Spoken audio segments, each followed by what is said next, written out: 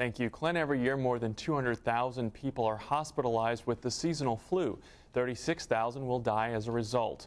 And this year, it seems the flu is spreading earlier, and add the threat of H1N1, and people may have questions about the vaccine and who should be protected.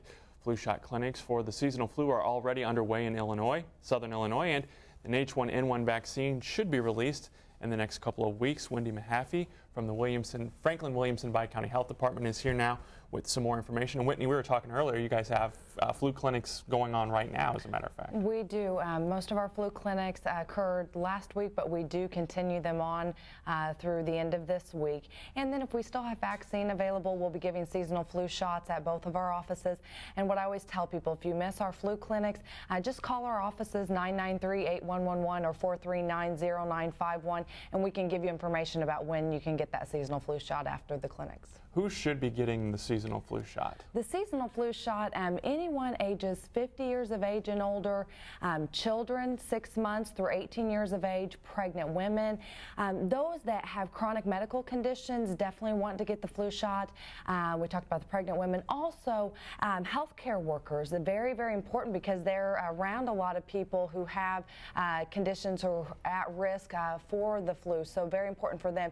And basically, household contacts and caregivers of those at risk, so those with chronic medical conditions, weakened immune systems, those that care for them or around them a lot should get it, because basically you're giving that person an extra line of protection by getting vaccinated. Are we seeing more cases of the flu already this year? I think we're definitely seeing it earlier than normal. You're exactly right. We saw cases of either a different type of flu or H1N1 throughout the summer months. We're seeing it now, and so it's more that it's earlier. As far as the count, it looks similar to when we're seeing seasonal flu circulating, so we don't want to say more, but definitely earlier. Talk a little bit about the difference, too, if you can, between H1N1 and regular flu, because I think some people are kind of interchanging the two.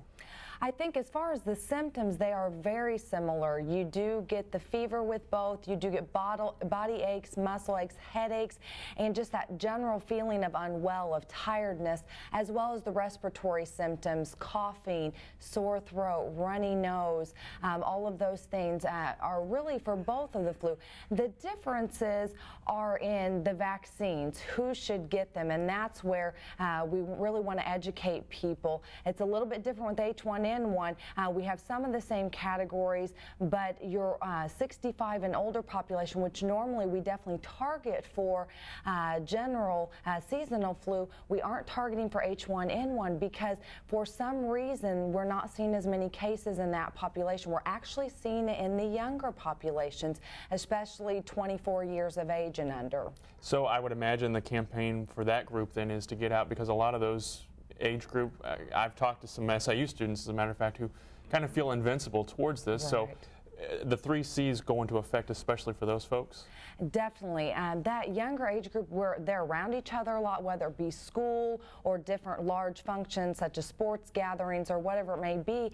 And so we really want to get the message out that the younger population is that needs to be vaccinated. Now, we also want pregnant women and those with chronic medical conditions that are in that younger age group, possibly even up to age 64. It depends how much vaccine is released.